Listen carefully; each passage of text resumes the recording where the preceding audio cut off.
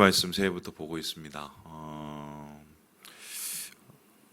수요일 날 저녁에 했던 이 말씀을 꼭 보시기 바랍니다. 이제 앞으로 매일 성경, 큰 성경 시작할 때마다 개관에 대한 말씀을 이제 하기로 했고요. 그래서 수요일 저녁 예배 때 신명기 전체에 대한 이제 개관에 대한 얘기를 했습니다. 그래서 유튜브 통해서 살펴보시면 또 잘 정리해 놨으니까 보시면 이제 전체가 이해될 것 같고요. 오늘 이 말씀은 이제 이스라엘에게서 굉장히 중요한 말씀입니다. 먼저 한번 다시 생각을 해봅시다. 신명기는 두 번째 율법, 두 번째 명령이다라고 표현할 수 있어요. 왜 두 번째입니까? 첫 번째는 시내산에서, 그리고 두 번째는 느보산 앞에서 율법을 다시 재방송하는 겁니다. 그러면 똑같은 율법을 다시 재방송하고 다시 해석해주는 이유가 무엇이었을까 했을 때 바로 지금 세대가 바뀌었기 때문이죠. 40년 지나면서 광야에서 1세대들이 다 죽었고, 그리고 이젠 하나님 안에서 새로운 세대가 일어나서 시내산의 기억이 잘 없는 이 세대, 이제 새로운 사명을 가지고 이제 가나안으로 건너야 됩니다. 그런데 더 이상 이제 모세는 가지 못하죠. 그러니까 자기에게 남겨진 마지막 사명으로 시내산에서 보았고 느꼈고, 그리고 38년 동안 광야에서 헤매서 배웠던 것을 이제 다음 세대에게 잘 전달하게 됩니다. 이제 그게 신명기죠. 그러면은 이 신명기는 2세대, 광야 세대, 광야에서 낳고 자란 2세대를 위해서 지은 책이다라고 할 수 있는데, 그런 의미에서 이제 이 말씀 하나하나를 우리가 비춰볼 때 이 글을 읽는, 이 글을 듣는 첫 번째 독자가 바로 광야 세대, 2세대라는 것을 생각을 해봐야 됩니다. 그럼 오늘 말씀도 바로 2세대를 향해서 모세가 한 얘기고, 이동안 이 느보산 앞까지 도착하기까지 2세대와 함께 걸었던 길이 있었기 때문에 그 길 속에서 겪었던 전쟁, 그 길 속에서 겪었던 경험이 어떤 것을 의미하는지를 이야기하기 위해서 오늘 말씀도 존재하는 것이죠. 특별히 오늘 말씀은 왜 중요한가? 2세대가 처음으로 손수 겪고 싸웠던 첫 번째 전쟁 이야기가 나온 게 오늘 말씀이기 때문입니다. 보통 이 출애굽기를 생각할 때 첫 번째 전쟁을 우린 아말렉 족속과의 전쟁이라고 생각을 합니다. 여러분 기억하시는지 모르겠지만 모세가 이렇게 손을 탁 올리면 이기고 내리면 막 지고, 그러니까 옆에서 아론과 훌이 받쳤죠. 그래서 이긴 이 전쟁 알고 있는데, 거기에서 이제 소위 말해서 앞에 나가서 싸운 사람은 여호수아입니다. 여호수아가 이제 앞에 군대 장관으로 싸웠죠. 그런데 이제 그것을 이 2세대들은, 광야 세대들은 경험을 해보지를 못한 겁니다. 참여하지 못한 거예요. 그런데 이제 처음으로 싸워야 됩니다. 처음으로 지금 누구하고 싸우느냐? 이제 헤스본 지역의 왕인 시혼이라는 그 사람과 그 군대와 싸워야 되는데, 그래서 이 싸움을 어떻게 하느냐, 그리고 이 싸움을 어떻게 승리를 거두느냐가 이스라엘 백성의 앞으로의 모든 일을 좌우할 수 있다. 왜냐하면은 이제 요단강을 건너게 되고 거기에서 가나안을 이제 만나게 되면 가나안에 있는 사람들이 와, 잘 왔습니다 하고 다 박수를 치는 게 아니거든요. 다 거기서 어떻게 해요? 점령하고 싸워야 되고, 그리고 힘을 내서 뭔가 정복해야 되는 상황이란 말입니다. 그래서 이 첫 싸움을 통해서 일종의 모세는 이제 이스라엘 2세대에게 가르쳐야 됩니다. 싸움은 어떻게 해야 되냐? 싸움을 왜 해야 되냐? 그리고 싸움을 어떻게 승리해야 되느냐? 이 방법을 이제 가르쳐야 되는데, 그렇게 첫 번째 시험장 전투장이 바로 오늘 시온왕과의 싸움이다라고 할 수 있습니다. 그런데 오늘 시온왕과의 싸움은 참 흥미로운 게 몇 가지가 있는데요. 우리 함께 26절의 말씀을 같이 한번 읽어보도록 하겠습니다. 시작. 내가 그대못 광야에서 헤스본 왕 시온에게 사자를 보내어 평화의 말로 이르기를. 지금 헤스본 왕에게 사자를 보냈다고 합니다. 뭘 얘기했다고 그러죠? 평화의 말. 그렇다면은 원래 처음부터 싸우려고 했습니까? 안 했습니까? 싸우려고 안 했어요. 근데 이게 이상합니다. 왜냐하면은 지금 26절에 보면 싸우려고 안 하는 것 같은데 24절 그 위에 올라가면요, 너희가 그 더불어 싸워서 그 땅을 차지해라. 그리고 하나님께서 이미 명령을 하십니다. 그럼 하나님께서 명령을 하시면 어떻게 보면 하나님 명령에 따라서 싸워야 됩니다. 근데 이스라엘 백성은 싸우려고 했습니까? 그냥 대충 화해하고 지나가려고 했습니까? 화해하고 지나가려고 했습니다. 그래서 이 문제 때문에 이제 학자들이 의견이 분분합니다. 어떻게 해결하시는 분이냐면 크게 두 분인데, 첫 번째는 앞에 24절에서 25절 말씀은 헤스본 왕이 이것을 거절해서, 이 평화의 말을 거절해서 하나님께서 그들에게 그러니까 너희들이 싸워서 이겨 라고 허락하신 거다 라고 그 후의 말씀이라고 바라보는 해석이 있습니다. 뭐 시간 순서는 이렇게 정할 수가 있으니까요. 그 해석이 있고, 이 두 번째 해석은 뭐냐면은 그게 아니라 하나님께서 싸우라고 명령을 하셨지만 이스라엘 백성이 평화의 말을 건넨 것이다 라고 해석합니다. 그러면은 이렇게 되는데, 첫 번째 해석에 따르면은 어떻게 되냐면 하나님께서 미리 계획하신 게 아니라 이스라엘 백성이 툭 부딪히고 안 됐을 때 하나님이 그때 이렇게 계획을 얘기해 주신 뭐 이런 개념에 대해서 좀 이상하죠. 또 반면에 하나님께서 말씀을 하셨는데 이스라엘 백성들이 가갖고 우리 한번 잘 지내보자 이렇게 얘기했으면 그건 또 이스라엘 백성이 좀 이상한 겁니다. 그런데 이제 어느 것인지는 우리가 알 수는 없어요. 중요한 것은 이 이야기가 어떻게 끝나냐는 건데요. 우리 함께 우리 30절의 말씀을 같이 한번 읽어보도록 하겠습니다. 30절입니다. 시작. 헤스본 왕 시온이 우리가 통과하기를 허락하지 아니하였으니 이는 내 하나님 여호와께서 그를 내 손에 넘기시려고 그의 성품을 완강하게 하셨고 그의 마음을 완고하게 하셨음이 오늘날과 같으니라. 그러니까 처음에 하나님께서 명령을 하셨고 그분들이 예를 들어서 이제 평화의 말을 건넸다. 하나님 말에 대해서 조금 이렇게 떠왔다. 이렇게 하더라도 결국은 싸워야 됐습니다. 그렇죠? 그리고 두 번째로 하나님께서 이렇게 나중에 너희가 싸우라고 얘기했을지라도 결국은 싸워야 됐습니다. 그 싸워야 되는 궁극적인 이유는 뭐냐면 하나님께서 그의 성품을 어떻게 하셨다고 얘기합니까? 완강하게 하셨다고 그랬습니다. 완강하고 완고하게 하셨다. 이 소리는 뭐냐면 사람이 한쪽으로 이미 마음이 굉장히 기울어서 거기에서 벗어날 생각이 없다는 겁니다. 이 성경에 이미 출애굽기에서 이런 사람을 우리가 한 명 발견하죠. 누굽니까? 모세와 계속해서 맨 처음에 싸웠던 사람? 바로 기억나죠. 우리 보내줘라. 안 돼. 보내주라. 안 돼. 그러면 니네들 큰일 나. 그러면서 10가지 재앙을 해도 끝까지 보내줍니까? 안 보내줍니까? 안 보내줍니다. 이 마지막 재앙이 와서 장자가 다 죽어도 겨우 보내주는데 나중에 분통이 터져서 어떻게 해요? 군대를 몰고 가요. 그래서 어떻게 됩니까? 다? 강에서 다 이렇게 죄송해요. 뒤졌어요. 뒤졌어요. 그거 보면은 이스라엘 백성들의 상황을 한번 이렇게 보면 이렇습니다. 하나님께서 바로를 완강하게 하시고 완고하게 하셔서 이스라엘 백성에게 떠나게 하신 거라는 겁니다. 이게 어떤 뜻이냐면 이런 건데, 그때 바로가 그러지 마. 내가 잘해줄게. 내가 앞으로 니네 구박도 안 하고 그냥 벽돌도 안 굽게 할게. 그러니까 여기 계속 있어. 자, 그렇게 만일에 바로가 나왔으면 이스라엘 백성이 애굽을 떠났을까요? 안 떠났을까요?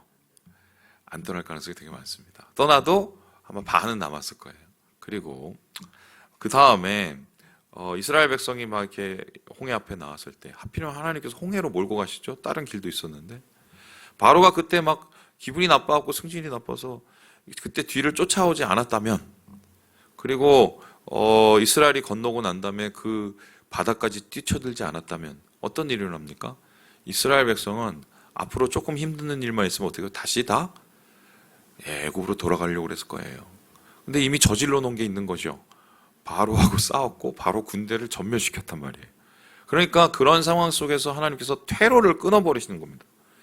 하나님께서는 바로가 악한 사람은 맞으나 그 바로의 마음을 또 더 자극하셔서 그 자극한 완강한 마음을 하나님의 출애굽을 위해서 사용하시게 되는 것이죠. 그래서 오늘 이 말씀도 그렇게 본다면 이스라엘은 평화를 원하고 그곳을 지나기를 원했는지는 잘 모르겠으나 우리는 모르죠. 앞뒤 순서를. 근데 확실한 것은 그 싸움은 그냥 싸워야 되는 싸움이었습니다. 왜요? 하나님께서 보시기에 이 싸움을 해야만 가나안을 정복하고 거기에 나와서 하나님의 백성이 온전히 하나님의 군대로 설 수 있다고 판단하셨기 때문이에요. 그러면 오늘 이 말씀을 통해서 첫 번째 알 수 있는 건 뭡니까? 싸워야 될 때는 싸워야 됩니다. 우리가 막 아유 좋게 아유, 너도 좋고 나도 좋고 막 그런 게 있으면 세상에서 제일 최고죠. 제일 최고죠. 근데 제가 교회 이렇게 8년 이제 9년째 됐네요. 거의 한 1개월만 더 있으면 이제 9년인데 9년 하면서 제가 느낀 게 그렇게 하려고 해도 안 될 때가 있습니다. 진짜 있어요. 그리고 그런 걸 막 해결하려고 노력을 하면 할수록 더 꼬일 때가 있다 없다? 있어요. 그때는 이제 기도를 합니다. 왜? 뭔가 이유가 있는 거예요. 이거는 뭐 교회의 문제뿐만 아니라 개인적으로도 마찬가지입니다. 이거 그냥 넘어갔으면 좋겠는데 대충 그냥 그런데 꼭 상황이 몰려서 어쩔 수 없는 난처한 상황까지 하나님께서 몰아내시고 그 앞에 대면하고 직면하게 하실 때가 있단 말이죠. 그러면 그 소리는 뭐냐면 하나님께서 그 문제를 다루시면서 부딪히길 원하시는 거예요. 그럼 오늘 이 이스라엘 백성에게서 이 시온왕과의 싸움을 통해서 배우고자 하는 게 뭐예요? 여기서 싸워서 이 사람들이 실전 연습을 해야 가나안에 들어가서 이길 수가 있어요. 두 번째는 뭐냐면 헤스본이라는 지역인데요. 이 지역이 이제 아르논 강하고 위에는 야복강 아시죠? 야복강 하면 제일 떠오르는 사람이 누굽니까? 야곱이죠. 그 중간 사이에 이 땅인데 이 땅이 어떤 의미의 땅이냐면 두 가지가 있습니다. 첫 번째는 여기가 가나안에서 제일 많은 제일 유력한 민족인 아모리 족속의 수도입니다. 그러니까 여기를 격파하고 가야 사실은 그 안에서 가나안의 싸움이 쉬워져요. 그다음에 두 번째는 뭐냐면 이 히스본이라는 이 지역은 어떻게 보면 나중에 어떻게 됩니까? 여기가 문하세 그다음에 루벤 문하세 반지파 루벤 뭐 이런 스불론인가요? 그 지파가 나중에 여기서 두 지파 반이 우리 여기서 머물 테니까 우리 여기서 있게 해줘 하면서 어떻게 해요? 그 곳을 떼줍니다. 그래서 소위 말해서 성경에서 길르앗이라는 얘기 들어보셨죠? 그 지역이 바로 여기예요. 그러니까 장차 이 지역은 어떤 지역이 되냐면 이스라엘 백성이 머물고 실제적으로 어떤 외적의 침입에서 제일 먼저 맞서게는 일종의 방파제 역할을 할 곳이 돼요. 그러니까 하나님께서는 이 모든 것을 아시고 계획하셨기 때문에 싸우게 만드신 겁니다. 그래서 우리의 삶 속에서도 결국은 하나님께서 그렇게 만드실 때는 우리가 그 이유를 잘 받아들이고 아멘해야 돼요.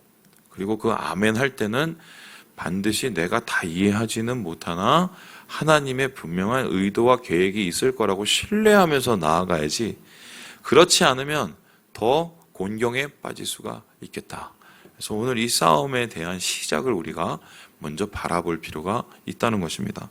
두 번째는 오늘 이 싸움을 해 나가는 그 과정인데요. 우리 함께 34절의 말씀, 34절의 말씀을 같이 한번 읽어보도록 하겠습니다. 34절입니다. 시작. 그때에 우리가 그의 모든 성읍을 점령하고 그의 각 성읍을 그 남녀와 유아와 함께 하나도 남기지 아니하고 진멸하였고. 이 전쟁을 어떻게 끝냅니까? 진멸. 이 진멸이라는 단어 여러분 제가 여러 번 얘기했었는데 기억하실지 모르겠어요. 헤렘. 혹시 기억하세요? 헤렘. 저하고 묘의 성경을 쭉 해오신 분은 여러 번 들었습니다. 헤렘은 뭐냐면 하나님의 전쟁의 방식입니다. 하나님께서 특별히 이스라엘 백성에게 거룩한 전쟁, 성전을 명하셨을 때 그 거룩한 전쟁의 방식을 헤렘으로 명하십니다. 그럼 헤렘이라는 것은 뭐냐? 한마디로 생명이 있는 모든 것은 다 끊어내는 것입니다. 왜 그렇게 하나님이 하시겠어요? 거기에서 남겨진 무언가에 이스라엘 백성이 영향을 받거나 그리고 거기에서 남겨진 사람들의 이스라엘 백성이 어떻게 해요? 영적으로 부패하는 이유가 될 수가 있기 때문입니다. 그래서 하나님께서는 이 진멸을 멸하시는 거룩한 성전을 하게 하셨고 이스라엘 백성이 처음으로 헤렘을 배운 곳이 바로 이 헤스본 전쟁이 됩니다. 그러면 앞으로 가나안에 들어갔을 때 가나안의 모든 전쟁을 어떻게 대부분 치렀겠어요? 헤렘으로 치릅니다. 이거를 여기서 경험을 합니다. 자, 그러면 이 헤렘이 왜 중요한가 한번 얘기를 해보겠습니다. 요즘에 제가 이제 굉장히 재밌게 보는 드라마가 한 편 있는데 여러분 보시는지 모르겠으나 고려 거란 전쟁 보십니까? 최수종 씨가 60이 넘었는데 거기에 이렇게 나와서 열심히 싸우고 계십니다. 얼마 전에는 저 시상식에 나와서 울면서 하나님의 은혜에 감사하다고 아세요? 최수종 씨가 장로님이신 건 아세요? 하이라 씨가 권사님이십니다. 참 모르시죠? 그리고 그 최수정 씨 매형이 조화문 씨인데 조화문 씨가 그 목사님이십니다.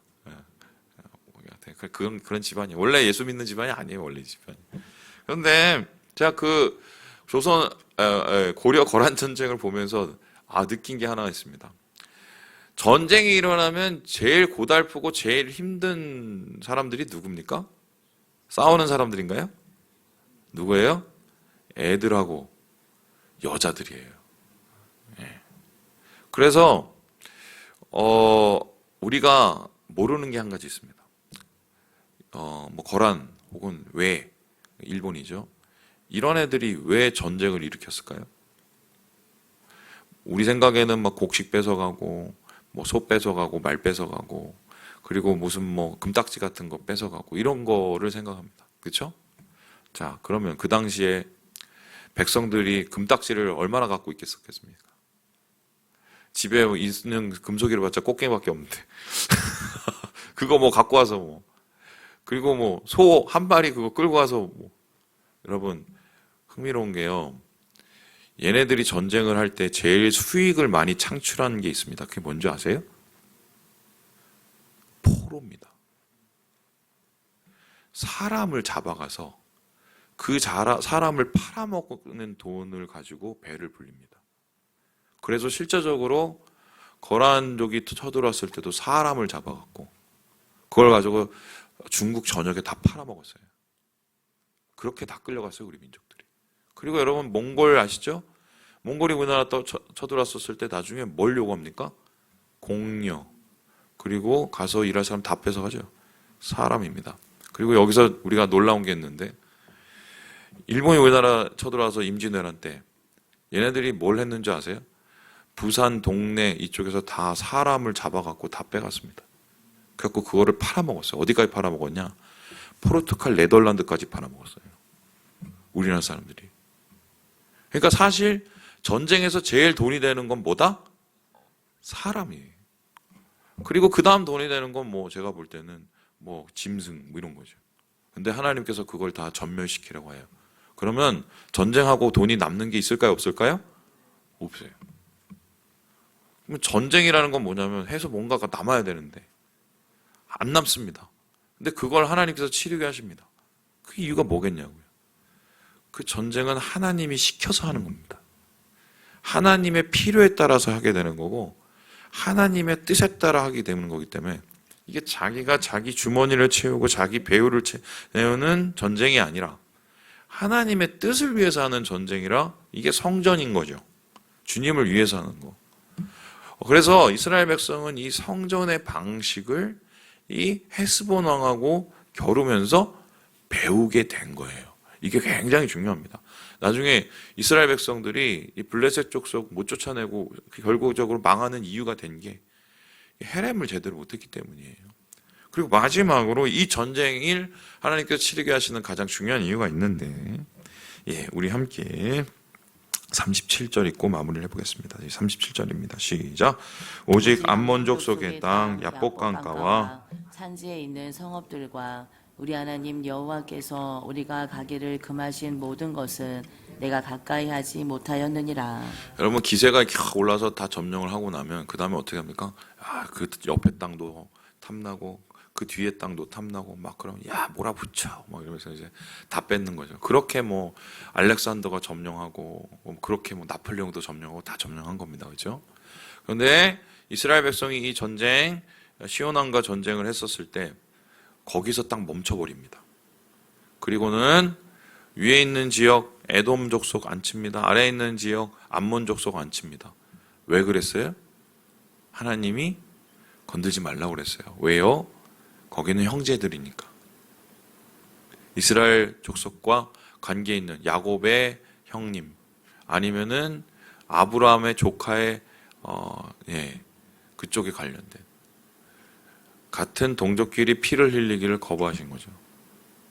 그러면은 하나님의 명령을 딱 듣고 기분이 좋았을까요? 안 좋았을까요? 안 좋죠. 왜냐하면 이 기세를 몰아서 다 점령해버려. 그렇게 못했습니다. 그러면 이 전쟁은 처음부터 끝까지 어떻게 진행이 됐습니까? 하나님의 명령대로, 말씀대로. 그러니까 전쟁의 가장 중요한 핵심 포인트가 나왔어요. 꼭 싸워야 되는 전쟁, 헤렘, 하나님의 말씀대로, 순종함으로.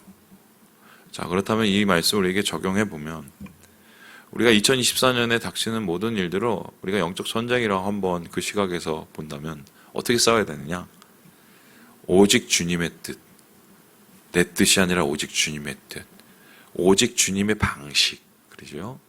그리고 오직 주님의 목적에 따라서 우리가 바로 그 싸움을 해야 우리 싸움 속에서 영적인 결실을 이끌어낼 수 있다. 싸우라고 옆에 사람하고 싸우라는 소리가 아니라 제일 중요한 싸움은 나와의 싸움이고 죄와의 싸움이죠. 여러분 기억하시고 주님 안에서 이 새해를 주님과 함께 거룩한 영적인 전쟁을 승리하시는 우리 모두가 되기를 주님의 이름으로 축원합니다.